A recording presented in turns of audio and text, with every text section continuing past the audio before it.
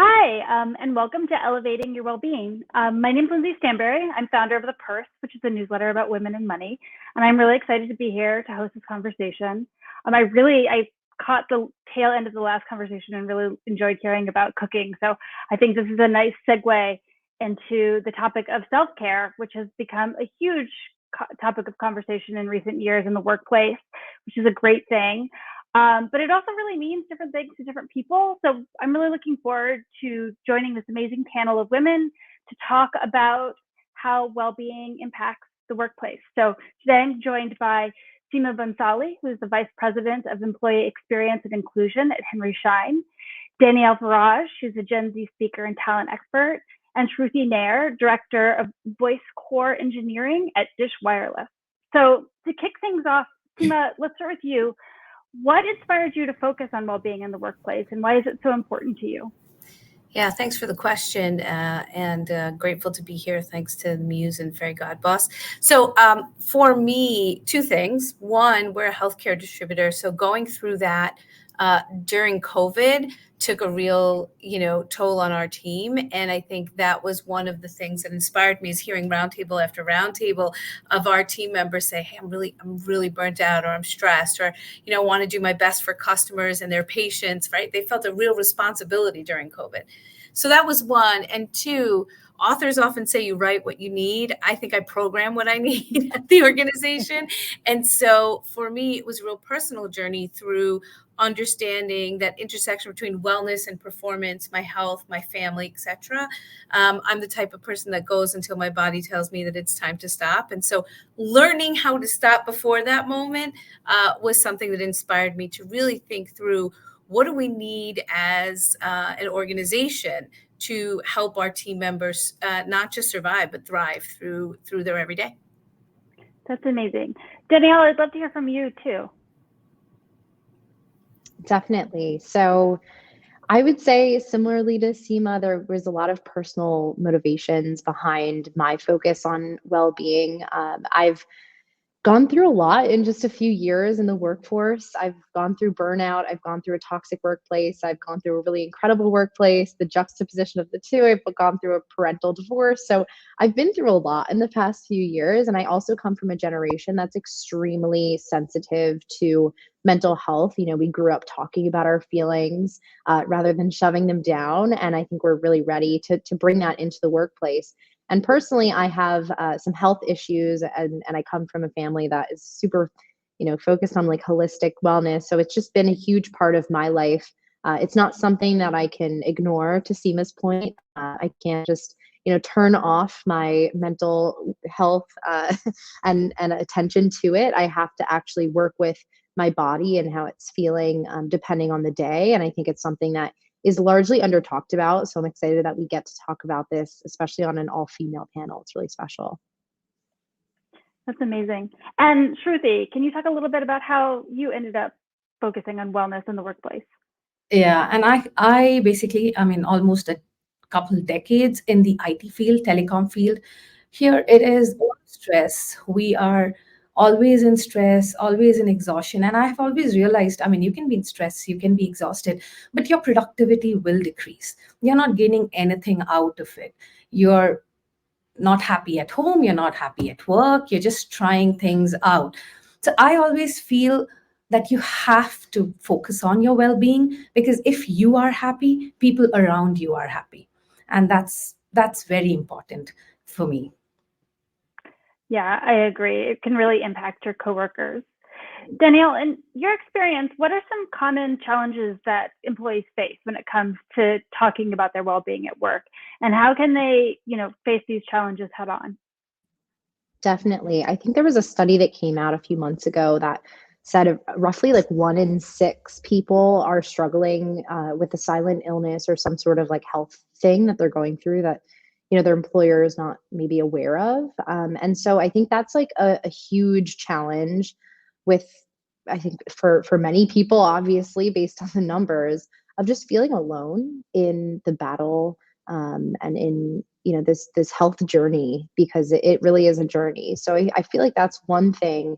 And I've been in conversation with a lot of leaders I speak regularly to senior leaders, and I'm at a conference right now, actually, in New York City. And, this topic of authenticity and vulnerability and having empathy, in order to be empathetic, you actually have to create the space and the psychological safety. And it's a hard thing to do virtually. It really is. But I think that one of the things that has always been true is that the power of vulnerability, and for senior leaders to kind of take off that professional mask and to show up on a call on a Friday, like disheveled, and just being like, what, I'm having a tough day. I have a ton of my kids are in the background and they're screaming, and there's a lot going on in my life. Like, I am showing up as I am, and I hope that you can do the same. I think there's a lot of power in that, and just helping people feel not just less alone, but also that they can be their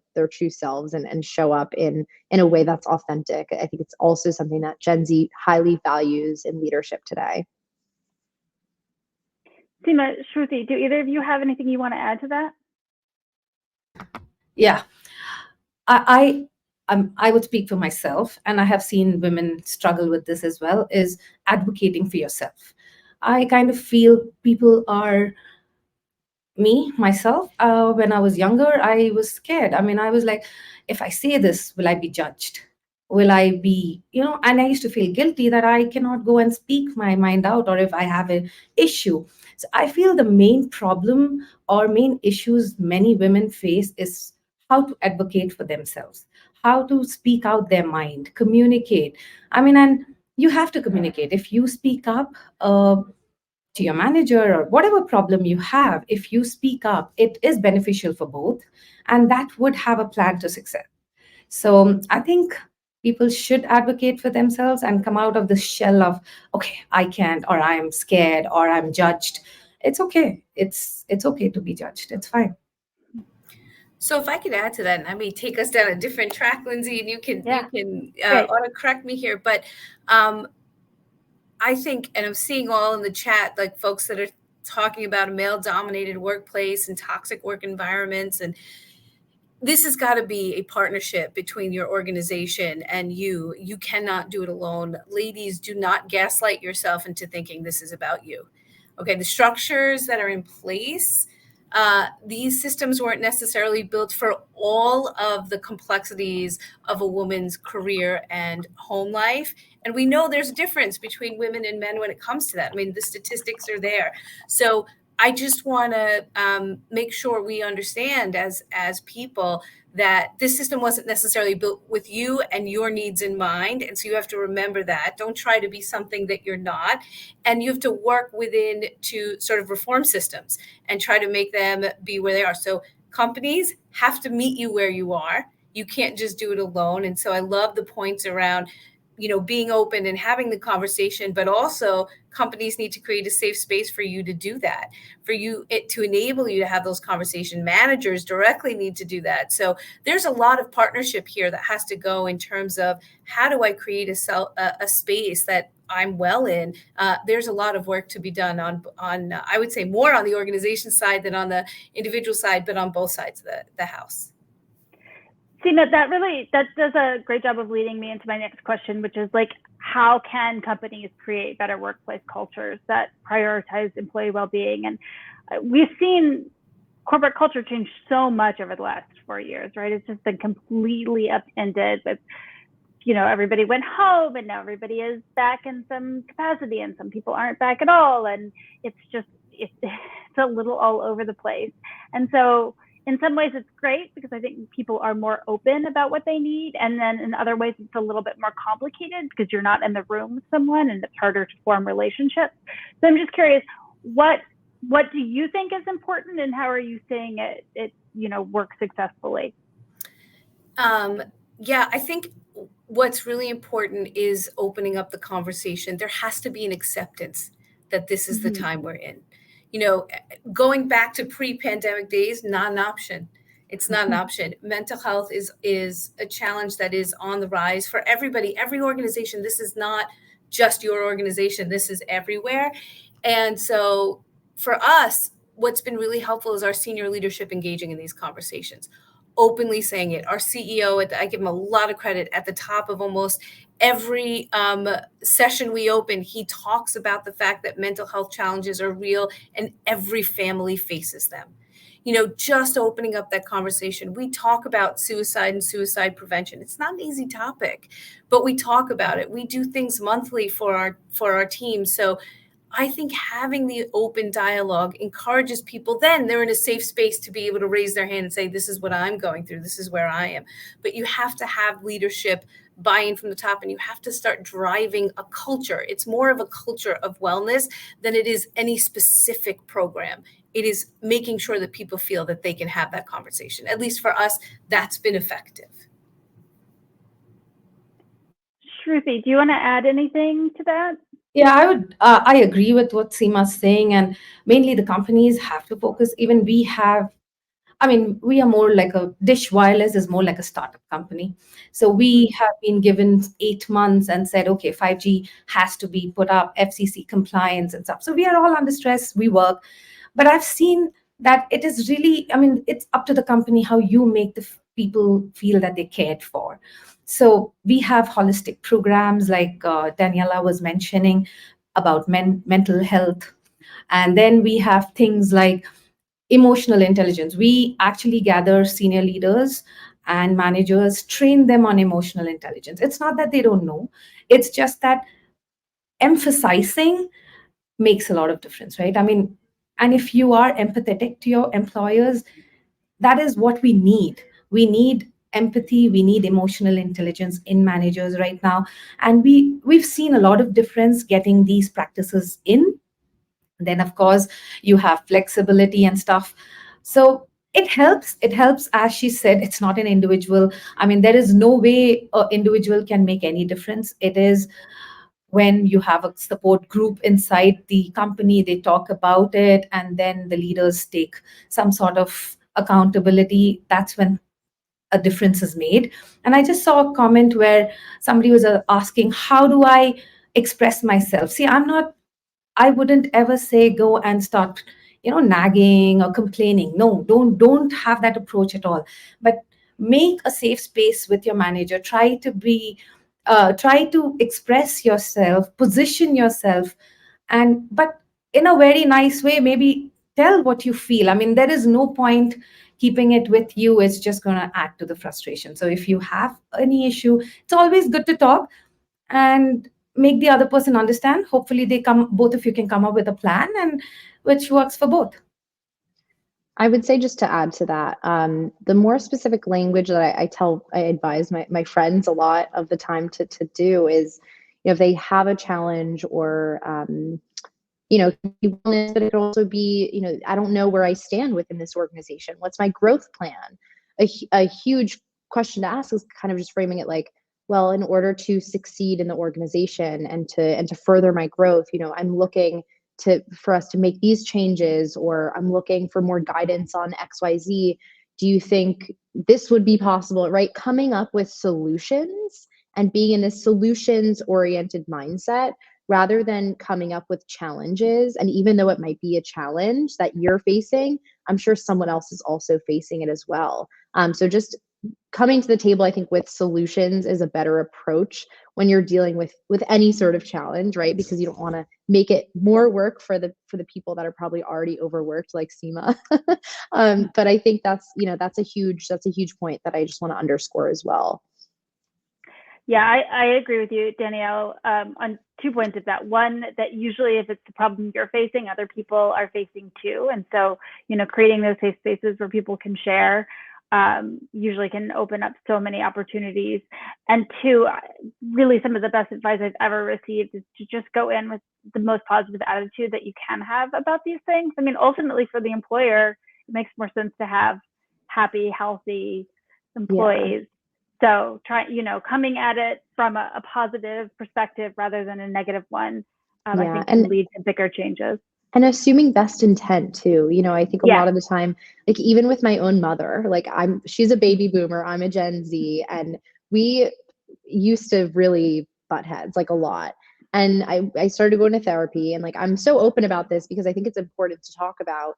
The way that I fixed my relationship with my mother And the way that we're able to get along is because we now always assume best intent, because our communication styles are different. It's going to happen in the workplace as well, right? Like, we're not all going to communicate the same way, and we might read things in a way that seems maybe passive aggressive, but there was no intent to be aggressive or passive aggressive. So I think that's also a point of like, it's always better to assume best intent and have these conversations one-on-one, face-to-face. But in person, even better. But if it is virtual, having cameras on, and when it is more, something I wanted to bring up earlier too is having these monthly conversations with your manager or your managees, where it's not about the work. It's not about, hey, how are you doing on this project? It's more about, how are you? How can I better support you and in your work, but also in your life? Where do we need to grow and evolve? What are some of the feedback kind of examples that you might have for me? So I think that that's also, an important point, to just keep that open level of communication between manager managee, and that really can impact the rest of an organization. If one department is doing super, super well, it might be like, oh, well, what's your secret to success? And it's kind of just like, well, we create space for open and candid conversation. Yeah, I love that, Danielle. Seema and Sruthi, you're both within big organizations. I'm curious, can you share a benefit or two that your company offers that really promotes employee well-being? Seema, do you want to start? Sure. We do a lot of things for employee well-being, so it's hard to narrow it down to one benefit. I mean, we have a number of programs that we've rolled out. We did a quiz on burnout, finding your own burnout style and understanding, and then we give tips for everything for your particular style. But there's lots of different types of well-being, right? There's mental health well-being, there's physical health well-being, and so financial health well-being. We try to tackle each of these issues as an organization. We have a wellness committee chaired by our CHRO. And what I'd say is, one of the benefits that I think is really cool is called OVIA. And it is a benefit around women's health, fertility, but it takes you through the right life cycle, from whether or not you are thinking about having a baby or not, adopting, and then when you get into perimenopause and menopause, really focused around your health. So that's one of them that I think is really interesting. It also works for, if you're a member of the LGBTQ plus community, it's there. So lots of, that's a really interesting one for me. But I would say, I think we try to make sure that we have a programming or a benefit in every kind of section around health, whether that's well-being, mental, physical, financial, etc. So that's kind of how we do it. But I just call out one because it's an interesting one and one I think this community would be interested in. Yeah, that is so interesting. Sruthi, what about at your company? Yeah, we do have these holistic programs as well on all the wellnesses, and I think most of the companies have it today. What I like to call out, which I've seen here, is bring your kid home, bring your kid to work. Or we have something called riverfront festivals once a year. We have a riverfront festival where you can get your family, and it's a whole day of festivities, and you have programs, you have treasure hunts. So it's a way of showing that we care, and employees really like that because they need to be cared. They can talk to the EVPs, CTOs, the families connect. We thank the families for all that they're doing. It's not just the employee, it's the family who supports those employees, which they have to be thanked for all that. And I feel I've not seen this before in the career where I have worked in other companies, but here I feel that makes a lot of difference. It adds a personal touch, and which really helps. I mean, I was really excited seeing that. I mean, and now they have started even for Christmas. They Dish invites families for Christmas. Let's celebrate together. So those are things upon all these holistic wellness really helps, because when you're cared for, it really puts a value into those employees that we care for you, the management cares for you. So that's something I think was nice that I saw here. Yeah. That's great. Seema, did you want to add something? I just wanted to add one thing to that because I think it's such a good point. Thank you for bringing up, which is opportunities to engage. I know a lot of us are hybrid, remote, and that's actually wonderful for flexibility, and a lot of people love it. And I would say the opportunities to engage with your colleagues, with your family, that companies are putting out there now, really important to try and do, because one of the things we talk about is like resilience and burnout. They don't do well. You can't have them in isolation. Resilience is a group activity. Recovering from burnout is a group activity. You need human connection to overcome some of these things. So we really encourage our team to come out for all the programming. And so I just wanted to say I really appreciate that commentary around it, because it's so important. Yeah, I love that. I managed a team through the like height of the pandemic, and it was not easy. It was hard to manage my own well-being. It was hard to, I worried very much about my team. Thankfully, in a lot of ways, we're on the other side of that, but a lot of those challenges continue. I'm curious, how each of you think that managers can do a better job of supporting their employees. And I oftentimes, I've always struggled with struggled in middle management roles, right? Where you're like managing lots of different people's expectations from above and below, and it can be lonely. So it's a little bit like, I always hear that the analogy of the oxygen mask, right? Like, in making sure that you're taking care of yourself as a middle manager as much as you're taking care of your team. So I'd love to hear a little bit about what managers can be doing to support their employees, but also how they might be supporting their own well-being. Danielle, do you want to speak to this? And then we'll open it up to everybody. Sure. Yeah.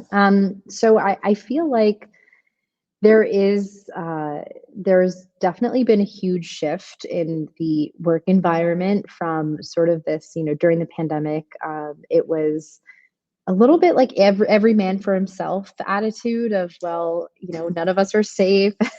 We don't know what's going on in the world. Like, let me just focus on my family. And it really, I think it changed a lot of people's relationships with their own health.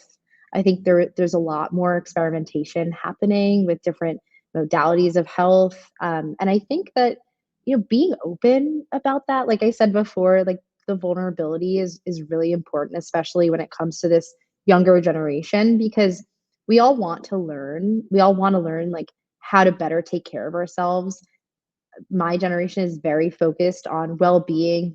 We've been going to therapy for probably a lot of years, maybe more than all of us combined on this panel. But and I think that we're very open-minded when it comes to different modalities of health. And I think being open as far as your own personal journeys of well-being and making it, like Seema was saying, like make it a group activity.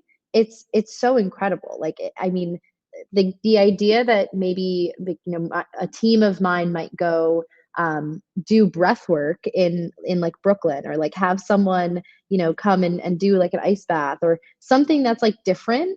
I think it's like exciting for people, and it can be a really bonding and healing experience, because it can kind of bring different things up for different people. So I really love that we're seeing a surge in like more holistic wellness coming into the workplace. I think it's something that works for a lot of people, and it's an exciting space to really experience. Yeah, I love that, the idea of team bonding, especially now that we're able to do that. Seema, do you have any thoughts on this? Yeah, I mean, look, being a manager, particularly middle manager, is not an easy role, and so shout out to all the middle managers out there that are doing the grind every day. I'd say a couple of things. One, along with what Danielle said, I have 3 tips for managers that I usually give, which is number 1, role model. You are a role model to your team, and so, like you said, Danielle, opening up the conversation and having that. Also explaining to folks when you're on PTO or FTO or whatever it is your company has, like I'm off, so I'm going to designate X person to take care of stuff, right? So you're role modeling that you can take time off, or you say, you know what, I can't make it today. I'm going to go to my kids, whatever it is, or I'm going to a doctor's appointment, and I just want you to know that I take that time. It's okay. It then inherently gives your team permission. So number 1, role model. Number 2, communicate clear expectations. I think that's really important. What do I clearly need you to do and not do? And that's really important to the team. What do I clearly expect from your wellness? Do I say your wellness matters to me? And so, team, I want you to be able to tell me when you need something. When are you overwhelmed? When do you need to put your hand up, right? So clearly communicate those expectations. And 3, help your team prioritize.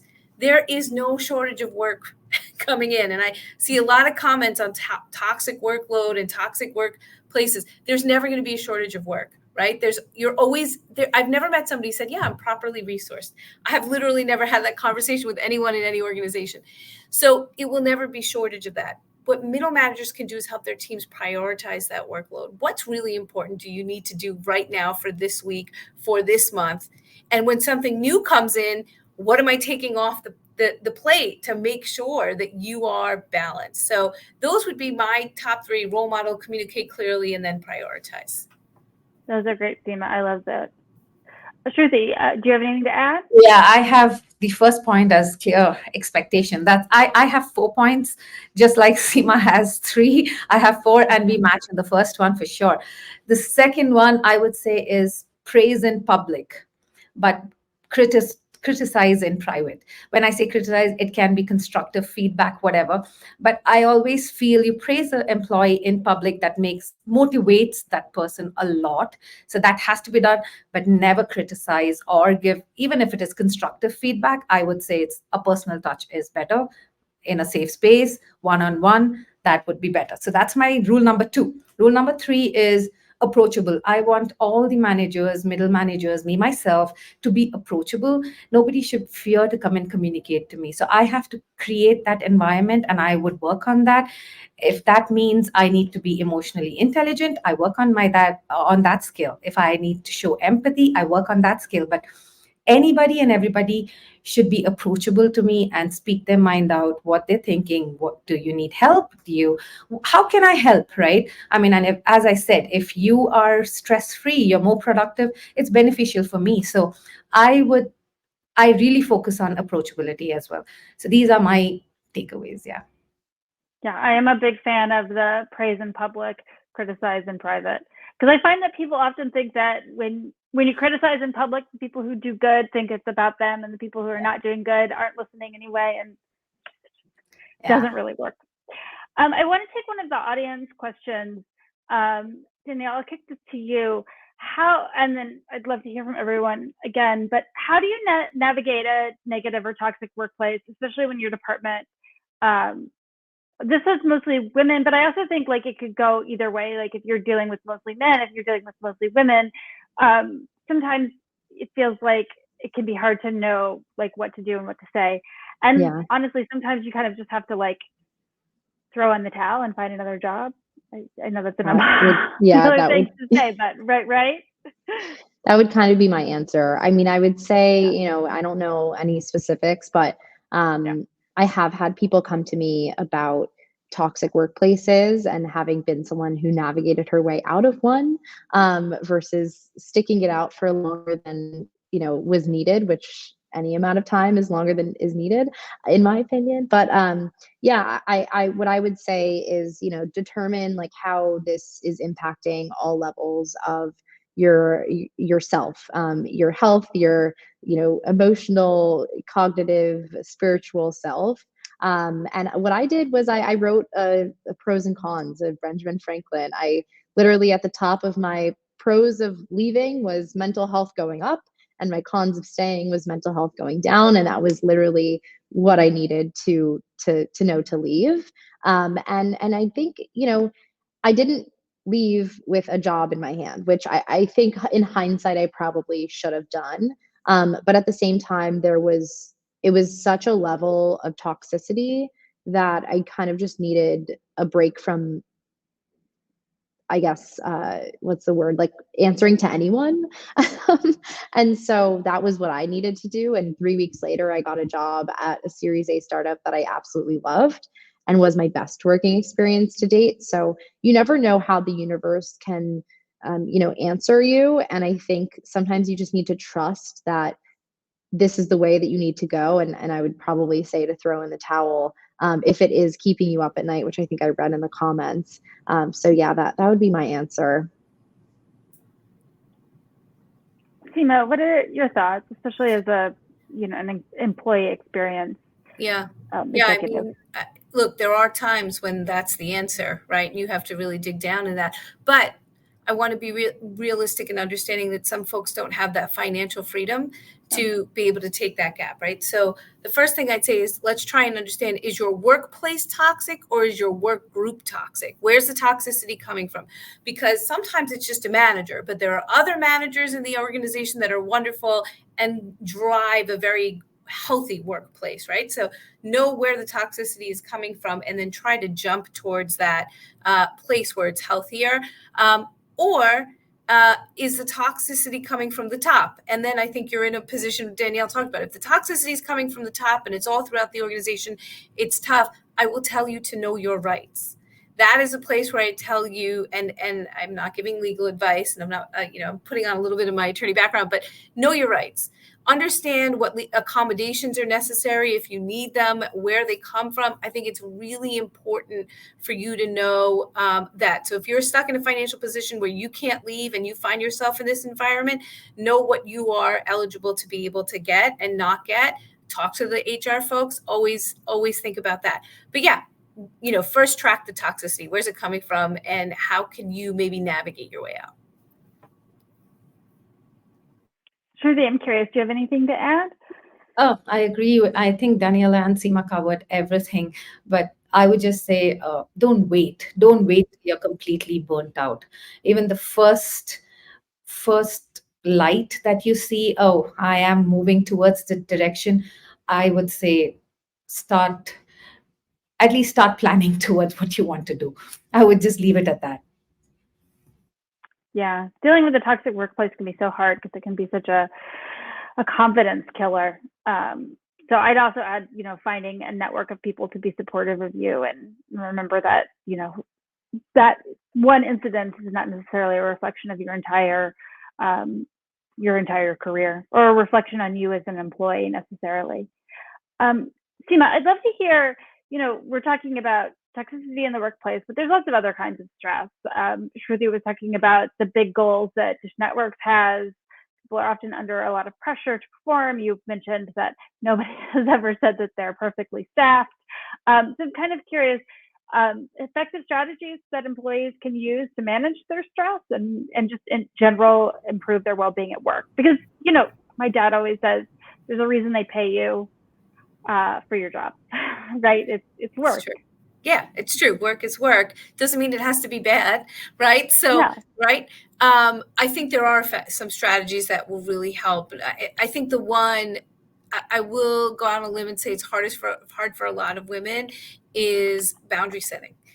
You have to know what your triggers are, and then you have to know how to set those boundaries. So if you really role model after a colleague who's jetting everywhere and you can't do that because you have kids at home, what's your boundary setting? Are you pushing yourself beyond limits that you shouldn't be pushing yourself? And why are you doing that? That's something that I would say you have to look at, setting your boundaries. And then understanding I said it before for managers, I'll say it for you as a team member, understand your priorities. What are you putting on? Don't say yes to everything. That's another part of boundary setting, but what are your priorities and what are you going to stick to? And then I think it's really, really important to take breaks every day. Do not wait for vacation. People, I think we wait for vacation. Well, I'm going to have vacation in 2 weeks. But by the time you got there, you're so burnt out. You barely slept on vacation, did what you needed to do. Or maybe you have little kids and you were out with them. You got back and you're still one day in and you're burnt out.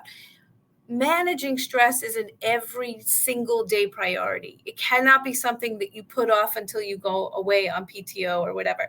You have to manage it every day. And so the little things that you can do, take 10-minute walks, take breathing time. If meditation isn't your jam, do something else. I talked about this in the last webinar that I was on, but it's not always the healthiest option, but if you need to, DoorDash can be wellness. Uber transport can be wellness. Take some of the load off. We have a lot of extra load as women. Take some of that load off by doing some of these other things and outsourcing stuff that you can't do if you're financially able to, or have a friend or somebody in a group help you with that. But I think really important to prioritize it every day. That's the only way to stop the buildup that where you finally get to burnout. You need to do it every day. Yeah, I love that. I think the outsourcing and the searching for support, and it's a wonder to me that women are so bad. Some women are so bad at asking for help, but it can really be a game changer. Danielle, any thoughts on this? Yeah, I mean, everything that Seema said was really incredible. I think we're seeing that in the comments. And I would add to that also, like, not being afraid to communicate, yes, boundaries, but also like reminding people of your boundaries. And so I have a great like short story, which was that I was working for a global company. It was based in Paris, and I was supposed to be traveling. This was like September of 2022, I think, and I was supposed to be traveling in like in August, or maybe it was, yeah, I was supposed to be traveling in September. Sorry, and in August I had kind of like a breakdown. I completely was struggling with this condition that I have called PCOS. I was at like an all-time high of my levels of stress, and I was feeling symptoms. I was feeling a little bit depressed, and I was like, my body didn't feel good. And I just like had this moment of, oh, the lights turned off, of like, I need to be here. I can't travel right now. And being the only international employee, like I had to be the one to travel to Paris. And from New York, that's kind of a long flight.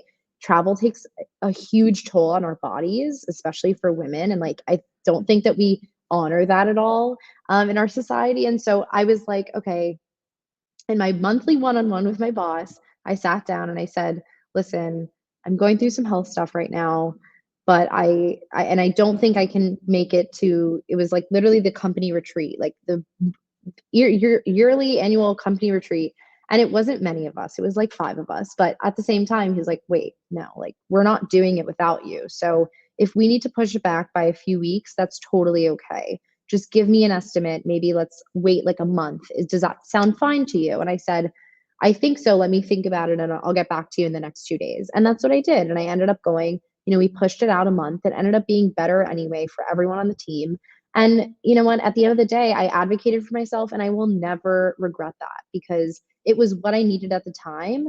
And I was, again, like very lucky to have a supportive boss and a team that was willing to kind of change the dates for me. But I think it does speak volumes to the type of organization, the way that they prioritized health. It was a European company, so that also is part of it.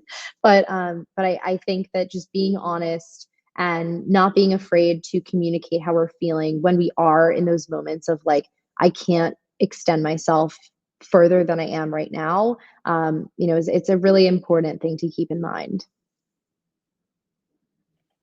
Shruthi, I'd love to hear from you too, since you are, you work in this management role, and I'm sure Dish Networks has big deadlines they need to meet. Yeah, I believe in 3 philosophy. First is find your pause button. So you know when you need to pause. So find your pause button.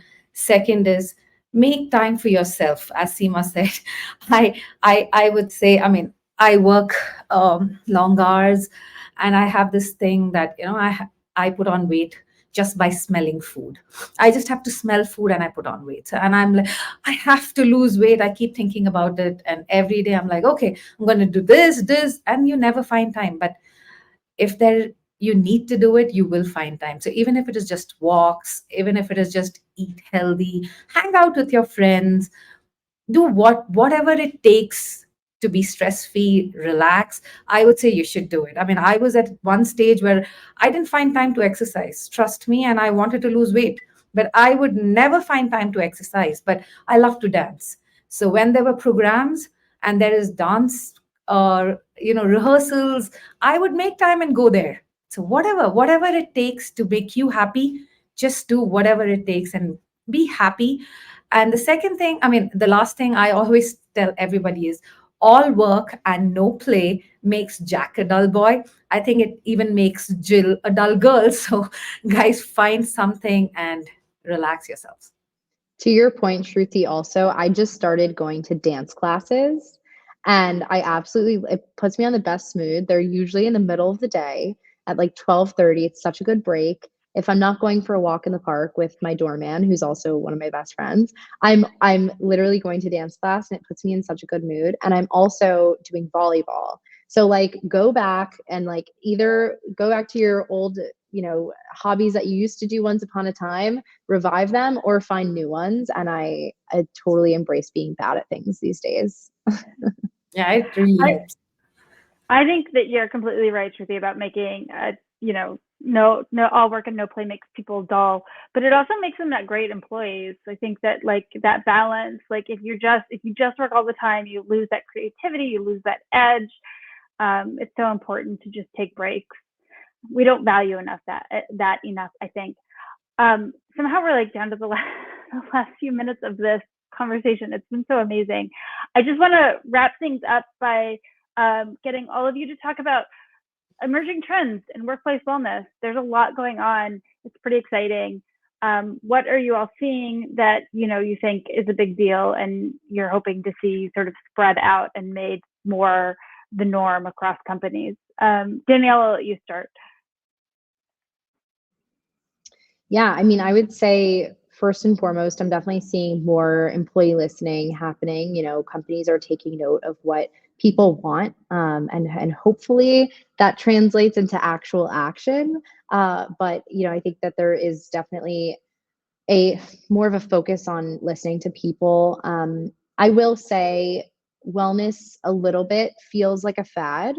I hope that it's not, but it feels like that's how it's trending. Just when I look at like the VC world and what types of wellness companies, for specifically HR tech companies, are actually succeeding, it's typically the ones that are deductible through insurance. There are things like fertility that can be deducted from your FHA, FSA. I don't know the exact term. And those types of things. So I think those, that's a great trend that I'm seeing, that more companies are putting dollars and investing into those types of services for employees, and just listening to people more. And obviously I mentioned the holistic wellness as well before. So that's another trend that I'm excited to see more of. Yeah, and yes, I think companies are, I love the generation. So I'm a self-proclaimed Gen Xer.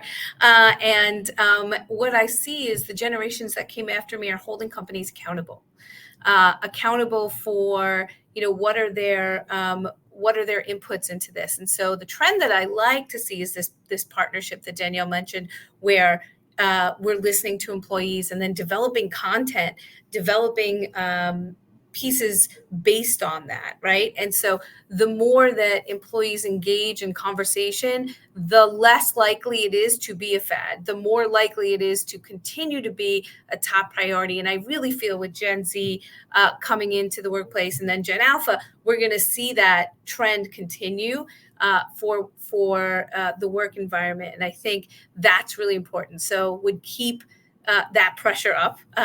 Folks that are on the call, keep talking to your teams about how important that is. I think the other thing is companies are really looking for solutions. I think you're right, Danielle, to the extent that they can be a part of their overall healthcare. How are we providing those solutions? How are you providing remote solutions? That's really important too. Like I'm seeing a big trend in making sure there's virtual therapy for folks, right? Because maybe they're not in a place that they can get therapy right next to each other. So that's really, really important to have too. And I just flag that I think some of those trends are employee driven. And so that's the piece overall that's important. And Sruthi? I'd end by saying holistic programs are what I see. And when I say holistic wellness programs and internal support groups, it's not all about just mental health or physical health. I've seen things like financial health. People are actually having investment talks. I mean, educating women on taxes. How do you file your own taxes? How do you sustain, where should I invest? What is the future? How is the graph going? What are the tools there for you? So that these are real good tools. And I think women are getting these kind of knowledge is very good. At least back in the days, I hadn't seen this growing as much as I see it today, which is really good. And I think that is very important. And secondly and lastly, I really like something I see here is that the leadership is being trained. They have trainings for emotional intelligence, which I haven't seen previously. They take it very seriously here. And I think most companies should do that. And I think that is the trend it's going to. So I think emotional intelligence will become something which everybody prioritizes. That's it. Thanks. That's amazing. Thank you all so much. This was such an interesting panel. Really appreciate it. Thank you everyone to the audience for the great comments. And I hope that the information that you've gathered today empowers you to elevate your own well-being and take better care of yourself. Next up, there's a session led by Eloise ANA, Director of Coach Connect. That's all about mastering the elevator pitch. So stay tuned.